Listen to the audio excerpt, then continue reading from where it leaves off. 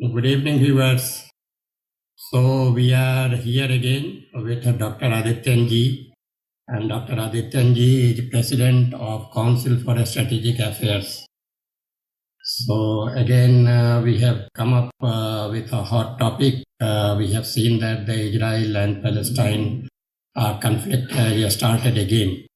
So this is very long running disputes, and people have tried to find out the solutions, but still this war is continuing for a long time and there is no solution in sight.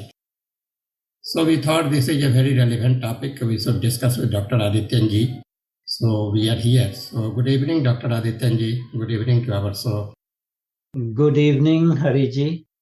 Good to be on your platform once again. Thank you so much, sir. We are proud to have you here. Thank you for inviting me.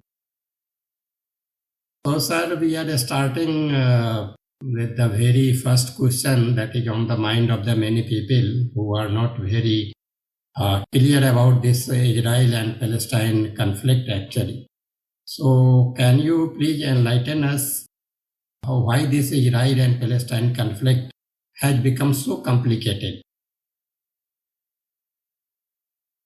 It has become complicated, and it has been complicated because of competing claims.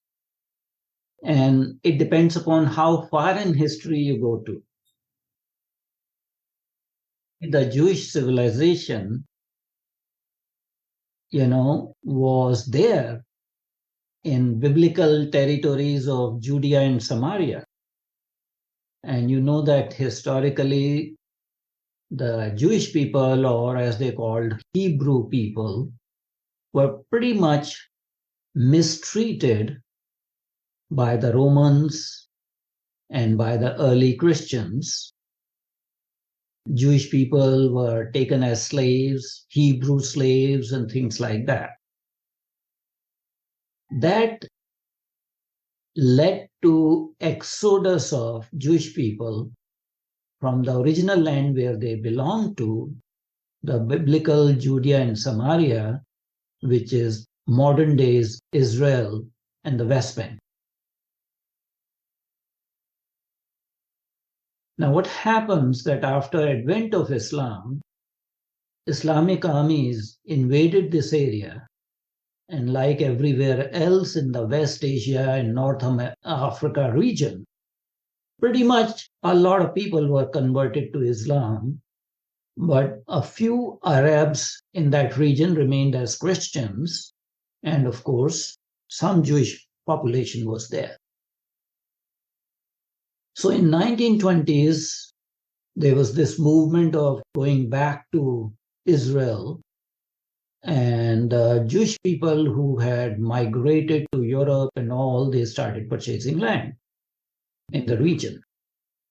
This was resented by the Arab Muslim population, and this trend continued. The territory was under a mandate given to Imperial Britain. And that Imperial British mandate on this territory ended in 1948 when Imperial Britain turned the territory to United Nations, which had been formed in 1945. So in 1948, United Nations General Assembly, by Resolution 181, came to a plan, a so-called two-state plan, one for Arabs and one for the Jewish people. Now, Jewish organizations that are called as Zionist or Jewish nationalist organizations accepted the bifurcation of the territory into a predominantly Jewish nation and a predominantly Arab nation, which would be majority Muslim, but also will have some Christians in it. This was rejected by the Arab organizations. And that sowed the seed of the current conflict. If the two-state solution, as proposed in the 1948 United Nations General Assembly resolution, was accepted by both the parties, you would not have the conflict. not only the Arab populations in that region rejected that plan, but also the wider Arab/Islamic states in the region also denounced that plan, calling that a kind of Western imperialism.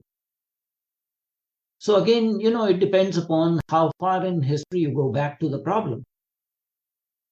Jewish people say that it was our ancestral land, and since we purchased the land again, we are back in this area, and we would like to have a Jewish homeland called Israel. So the problem has continued even after the United Nations intervention. There have been wars, as you already know, 1967 war, in which I think 11 or 12 Arab states invaded Israel, in the 1967 war, in which Israel got a victory. And then there was this Yom Kippur War in 1973. To be very precise, October 6, 1973. At that time, there was surprise attacks from Egypt and Syria into Israel on this festival of Yom Kippur. So similar situation is happening now, that on October 7th, beginning of the festival season, when whole Israeli nation was actually partying, having a holiday, and they were celebrating the Jewish Sabbath, the terrorist organization Hamas, in a very multifaceted, coordinated attack, in a surprise attack, went into Israel from Gaza Strip using three primary modalities. One, where there was simultaneous attack by 5,000 missiles. There were people on the land, Hamas terrorists on motorcycles and those kind of vehicles. And then they used actually motorized paragliders to sail from Gaza Strip to Israeli territories. And I think so far they were able to kill around 600 Israeli citizens. 100 Israeli citizens have been captured, taken as hostage into Gaza Strip. That includes, sadly, women and children. And I've seen some videos, Israeli children being put into metal cages and Hamas terrorists laughing and joking about it. So they are doing some gruesome acts. It is a complicated situation that is made further complicated by the divisions in the Islamic world, because there are three pretenders to the Islamic world's leadership. One is Saudi Arabia, second is Iran, third is Turkey. Yeah. And this intra-Islamic leadership competition will not lead to resolution of this conflict, because when one party tries rapprochement, and in today's environment it is Kingdom of Saudi Arabia that is trying to normalize relationship with the State of Israel, Saudi Arabia, along with United Arab Emirates, in number of accords, Abraham's Accords, and I2U2, which was US-sponsored kind of thing, and a mini trilateral, India, Israel, and UAE. So Israel is trying to normalize relationship with some of the moderate Arab states that is not acceptable to Iran. So clearly, this Hamas terrorist attack is intertwined in a very complicated matter with West Asia, North America, WANA regions geopolitics, in which Israel has been attacked at the egging of Iran. And the Hamas terrorist fighters are supported very heavily by Iran. On the other hand, from the northern side, the Hezbollah terrorists are also attacking Israel in solidarity with Hamas fighters. And as to the so-called Palestinian Arab state, there's a division there also between majority Fatah faction, Al-Fatah faction that controls the Palestinian Authority in the West Bank, and Hamas, which controls the Gaza Strip. So because of these divisions, this conflict has become very, very complicated and does not see any light for resolution. This is pity actually, because this is a long-standing conflict and there are so many people has died, I think, from the both sides. Yes, in the current conflict, almost 600 Israeli citizens have been killed. By Israeli media, around 400 Palestinian fighters have been killed or captured. 100 Israeli citizens have been taken as hostages into the territory of Gaza Strip, and their videos are being made to humiliate Israel, to bring it to negotiating table, because there'll be popular pressure by the Israeli public on the government to negotiate and give in to the demands or things like that. So these women and children have been taken as hostages. Women, civilians, have been ill-treated, very badly treated. We saw the visuals of a Jewish German woman, her body, naked body, on which some of these foreign terrorists, Hamas terrorists, were sitting on and yelling their war cry and rejoicing, and some of them were spitting on the body. It was not very clear whether the female was already dead or was alive, but very barbarian treatment of women by these terrorists, which defies any Geneva war code. So it's very disturbing.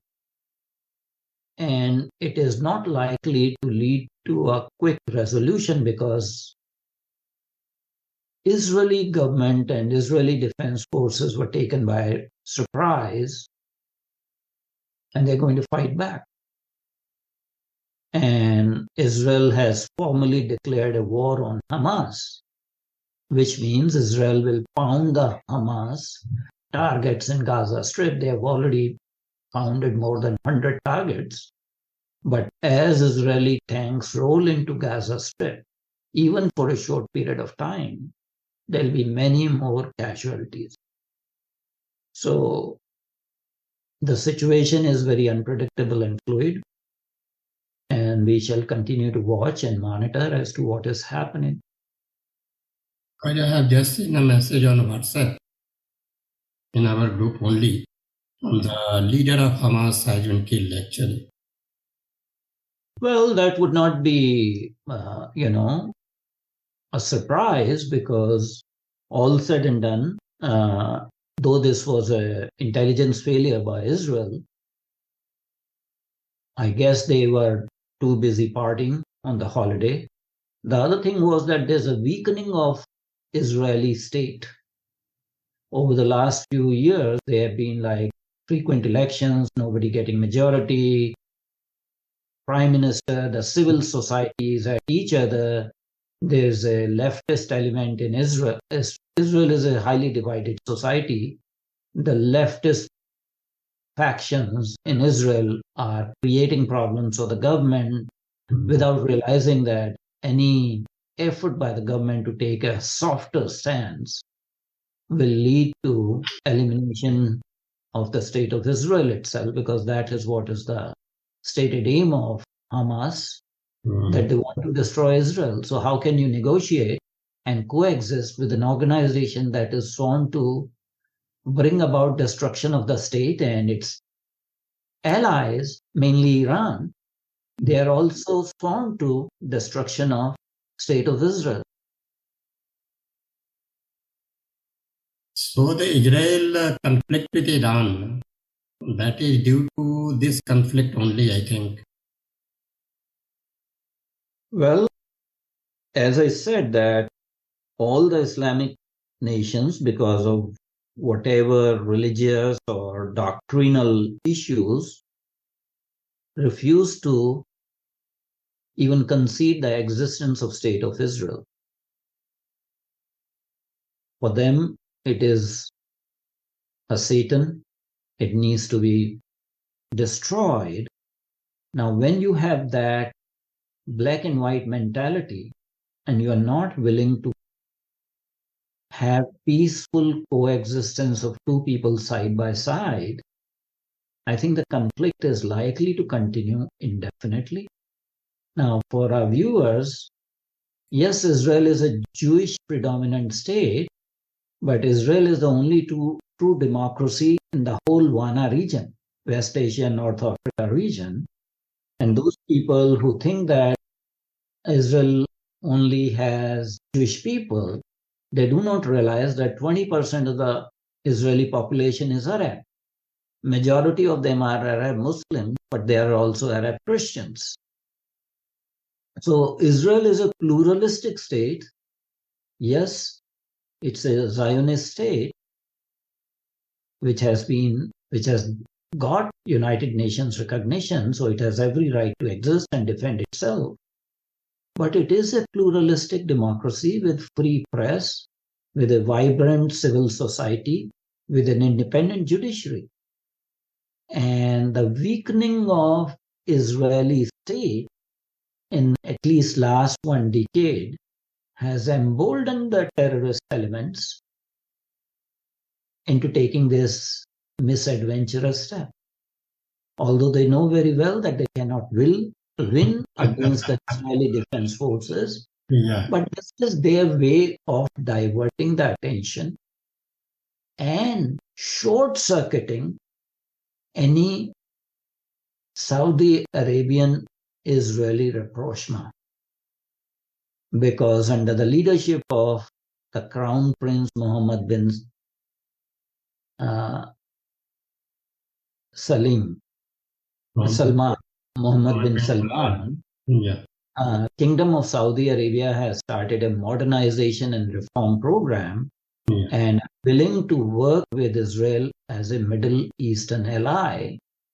And there were dialogues going on. So my guess is that this is to basically puncture any balloon of success in Israeli-Saudi Arabian rapprochement. Because when there is a hot conflict, none of the Arab states will have the, audacity to publicly sit with Israel. So it had its stated objective to derail any dialogue between State of Israel and State of Kingdom of Saudi Arabia. So to me, the conflict seemed to me something like a conflict between India and Pakistan. So that has been continuing for a long time. It may be analogous to that, but the scale is slightly different. In case of India and Pakistan, these are two large countries. India is very large. Compared to that, Israel is very tiny. Israel can be obliterated, wiped off from the face of earth very easily. And that is what the Arab countries thought so in 1967. And again during the Yom Kippur War in 1973, that they may be able to, by a surprise attack, obliterate Israel completely. Because it's not a very big country. The whole population is maybe around 6 million people, or between 5.5 million people. India is a very vast country. It's very difficult to, obliterate India or wipe it off the face of the earth, which the adversaries are talking about. It is in some ways analogous because people sitting in Islamabad in GHQ are not happy with the partition of India. They want whole of India to themselves. Just like in that particular territory, they don't want a state, they want only one Islamic state. So that is the analogy, but there are differences, contextual differences. And the conflict also create a big question mark on this, the relevancy of the international body like UN. Well, UN, to be very frank, and I don't want to mince my words, is an important organization. It has lost all relevance, is grounded into the post-Second World colonial world. And the geopolitics of the world has changed. United Nations has not reformed. It is totally incapable of handling any armed conflict in the world, whether it is Ukraine-Russia conflict or whether it is the current, Israeli-Hamas conflict. In fact, United Nations is nurturing the Hamas terrorists because it supplies money to Hamas. It, feeds the population, and that population grows further terrorists. So they are saying that we are doing humanitarian work, but, all the European countries have taken somewhat anti-Israel stand in United Nations, and they are instrumental in conjunction with the OIC countries and Arab countries to single out Israel in all these United Nations General Assembly resolutions calling for, sanctions against Israel or condemning Israel, all that sort of thing, without realizing that it is a state which is fighting an existential battle just to survive. So they will do what they have to do to survive, but United Nations is totally inconsequential. I don't think there will be anything happening on the ground. Nobody has called for United Nations Security Council, which is usually the first step that is called for whenever any hard conflict happens. Knowing the problem in Ukraine and Russia, I don't see that anything will happen at this point in time. The other thing you have to see that US administration last few months ago gave around $350 million to Hamas for civilian infrastructure and civilian aid in the Gaza Strip. With the Biden administration getting into negotiations with Iran, mutual prisoner swap, unfroze $6 billion of Iranian funds that were frozen in the United States. And what does Iran want to do? They want to obliterate Israel. So their active support is going on. So I don't think United Nations will be able to do anything. Israeli cabinet has declared war on Hamas. Israeli opposition has called for formation of a national emergency government. Yair Lapid, the leader of opposition in Israel, has called for that. In fact, prior to this conflict, this terrorist attack, the Netanyahu government and the Israeli defense forces were not seeing eye to eye. The reserve was saying that we will not fight, because of Netanyahu's stance about judicial reforms. So there were a lot of domestic conflicts in Israel. But at this point in time, it appears that they are sinking all the differences into a well and becoming united as a society in this national calamity. And knowing from the past behavior, when Israeli state and Israeli people decide, they do strongly. They will defend their existence, and they will probably exterminate the Hamas bases in Gaza Strip. Whether that will totally eliminate Hamas, that's not going to be happening because they have other bases also in neighboring countries. So some people will definitely escape and go elsewhere because of the support from the local states. And you are seeing already that the government of Qatar and Kuwait have come strongly in favor of Hamas. They've already issued their proclamation supporting the state, supporting the terrorist organization of Hamas and denouncing the state of Israel. So in this environment, I don't think any Arab government will come and support Israel. And they will say that they understand the frustrations of the Palestinian people, their long-standing struggle, and Israel is responsible for this terrorist attack on its own soil. And they will rationalize and they'll justify the cruel treatment of women and children by the Hamas terrorists. So I'm very curious to learn actually, since beginning, the Western countries, European countries and American countries, they have been supporting Israel. But now they have turned against Israel actually. So what do you think is the primary reason behind this? Europe has always been a breeding ground of what is called anti-Semitism. Most of the European countries, although they are democracies, have a religious bias against Judaism.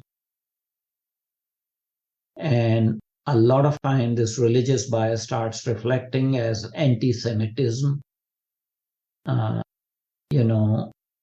In the Second World War, there was Holocaust of Jewish people, not just in Germany, but also in other European countries. So after the Second World War, yes, one way of, atoning for their guilt of Jewish Holocaust was to support the state of Israel. But a lot of time has passed.